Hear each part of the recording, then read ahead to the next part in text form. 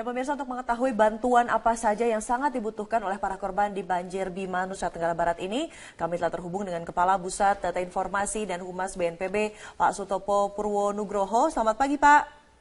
Ya, selamat pagi, Mbak. Ya, Pak Topo, apa saja kira-kira yang di sana memang kebutuhan yang paling mendesak diperlukan oleh para korban banjir di Bima ini? Ya, pertama tentu saja masalah air bersih, permakanan, kemudian pakaian, selimut, dan beberapa kebutuhan medis lainnya. Dan memang kita juga masih sulit mendapatkan data karena pendataan masih terus dilakukan. Di beberapa tempat masih terjadi banjir dan sampai dengan pukul 3 waktu setempat tadi pagi dilaporkan bahwa kita sudah bisa melakukan komunikasi karena Telkomsel sudah menaikkan daya pancar di tower BTS Suramandi, sehingga di kota Bima sebagian sudah bisa kita lakukan komunikasi. Listrik masih padam, debit banjir juga mulai terjadi penurunan meskipun banjir tinggi juga masih beberapa tempat. Kemudian logistik, ini sudah bisa kita dorong melalui jalur Amahami, Sonco Tengge, Sambinai, Stadia Pangi. Kemudian juga TNI dari Danrem 162 Wirabakti bersama Kodim Bima, tadi pagi pukul 2 sudah berhasil tembus wilayah Jatiwangi bersama dengan logistik dan selimut. Selain itu juga 2 armada kapal Angkatan Laut mengangkut bantuan logistik mulai dari permakanan, air bersih, obat-obatan, kemudian selimut dan lainnya. Kita kirim diberangkatkan dari Armatim menuju Teluk Bima. Dan bantuan logistik dari BPBD maupun juga Gubernur NTB bersama dengan SKPD tadi pagi sudah masuk kota Bima menjelang subuh. Pak Sutopo, daerah mana saja yang katakanlah diberikan perhatian khusus atau diberikan peringatan kepada warga untuk tidak masuk dulu ke area tersebut, Pak? Ada beberapa daerah yang belum kita dapat masuk karena masih terendam banjir, seperti di Melayu, Asakota, Kumbe, Lampe, Dodu, Mandi, Yedua, Dedi, Samporo, Kampung Sumbawa. Ini karena sampai dengan kemarin sore masih banjir sekitar 3 meter. Demikian banjir sekitar 3 meter ya, Pak? Iya, ada juga yang sampai tinggi 2 meter itu beberapa tempat karena memang merata untuk kota Bima. Posko-posko pengungsian seperti apa, Pak? Ada yang masyarakat yang melakukan pengungsian di beberapa tempat, tapi ada sebagian yang sudah kembali ke rumah. Jadi meskipun rumah masih terendam banjir, tentu dengan tidak ketinggian mencapai 2 meter, mereka tetap berada di sekitar rumahnya. Mereka memaksa untuk tetap berada di rumah walaupun ketinggian air masih tinggi, seperti itu, Pak? Ya, ada beberapa tempat seperti itu, dan ini memang sering kejadian di beberapa tempat kejadian banjir pun demikian. Masyarakat sulit dievakuasi, mereka tetap berada di rumahnya sambil menjaga harta benda mereka. Dengan alasan takut kehilangan harta benda. Baik, Pak, dari data yang Anda kumpulkan sudah berapa rumah ini? Kalau dari gambar yang kami dapatkan masuk ke redaksi kami, ini sepertinya banyak sekali rumah yang hancur, begitu, Pak? Iya, kalau data rumah hanyut, rusak berat dan sebagainya masih dalam pendataan. Jadi kami belum dapat detail berapa jumlah karena BPBD masih melakukan pendataan. Masih dalam proses pendataan. Posko bantuan dipusatkankah, Pak, di daerah tertentu begitu bagi warga yang kalau kami lihat dari gambar ini tidak mungkin warga akan masuk kembali ke rumahnya, Pak? Ada beberapa yang bantuan didistribusikan terutama di titik-titik evakuasi seperti di Bukit Jatiwangi, Dana Traha, Dorolunda, Sonco Tinggi, Oi, Siki Rontu, Bukit Panggi, dan Bukit Kosambu Mandi. Posko bantuan ini maksudnya, Pak, apakah memang katakanlah bangunan yang sudah berdiri atau sengaja dibuat untuk para korban banjir? Ayo, bagaimana, Mbak? Mohon diulang. Ya, posko bantuan ini atau posko pengungsian ini memang bangunan yang sudah ada seperti sekolah atau tempat ibadah atau memang dibangun untuk para korban banjir, Pak? Oh, kita memanfaatkan bangunan-bangunan ada, yang penting adalah di tempat yang aman dalam hal ini. Jadi pos-pos pengungsian yang penting di tempat yang aman, ada yang di gedung sekolahan atau di kantor kelurahan atau tempat ibadah dan lainnya. Baik. Jadi ada beberapa juga tenda didirikan. Namun demikian yang tadi saya sampaikan, memang petugas untuk dapat mengakses masuk ke lokasi yang daerah terparah bencana pun sampai saat ini masih kesulitan. Kami masih kontak terus dengan BPBD Nusa Tenggara Barat.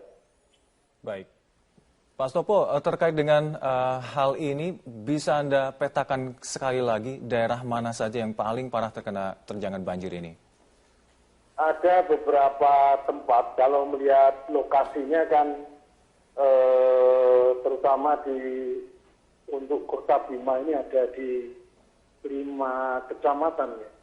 Mulai dari di Kecamatan Rasanai itu meliputi Kelurahan Enakpol, Sadia, Kelurahan Jatiwangi, Kelurahan Malai, dan Kelurahan Penanae.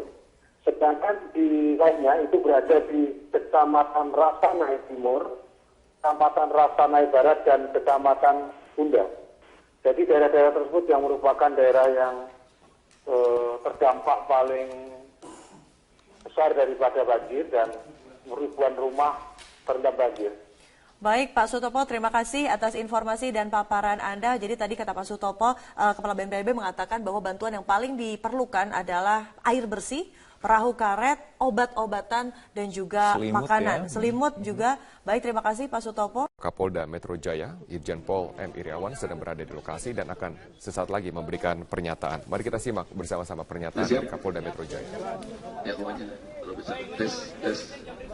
Satu ya cukup.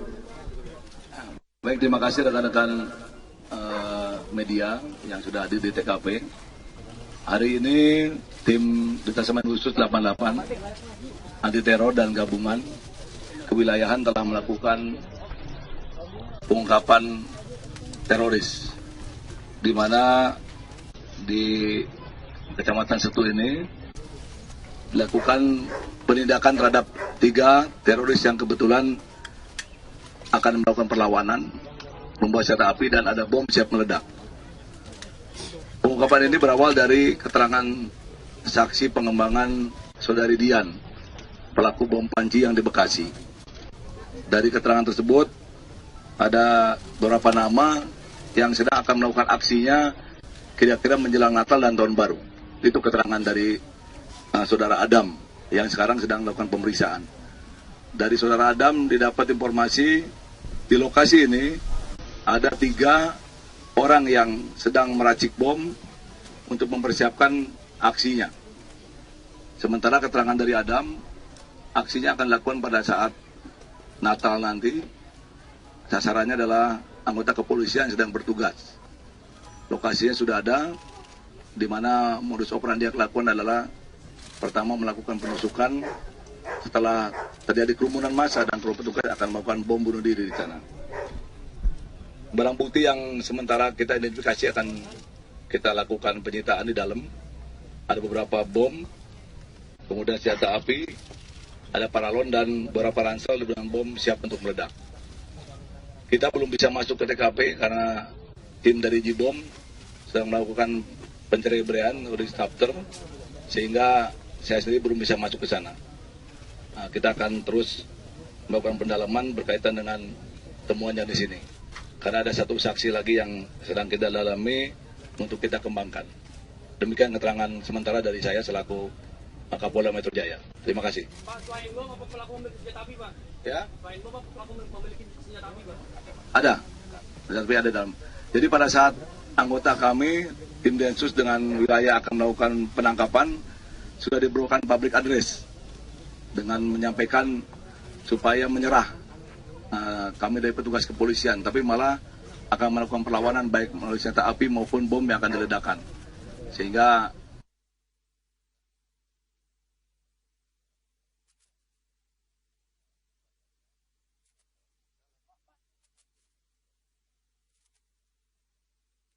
Itu adalah pernyataan terakhir yang disampaikan dari Kapolda Metro Jaya Irjen Pol M. Iriawan bahwa saat ini tim Jibom sedang mengolah tempat kejadian perkara ditemukannya bom tersebut. Kapolda sendiri pun tidak dapat masuk ke dalam lokasi tersebut dan sekarang kami akan lanjutkan pernyataan dari Kapolda Metro Jaya.